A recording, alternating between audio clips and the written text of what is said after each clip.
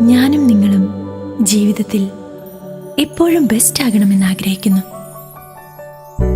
അതെ, നമുക്കിതുവരെ ലഭിച്ചതെല്ലാം ബെസ്റ്റ് ആയിരുന്നു. അമ്മയുടെ സ്നേഹം, അച്ഛന്റെ ലാളനം,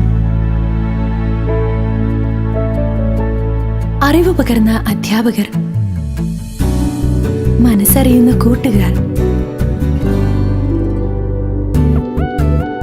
അങ്ങനെ അങ്ങനെ നാം അറിഞ്ഞും അറിയാതെയും നേടിയതെല്ലാം ബെസ്റ്റ്.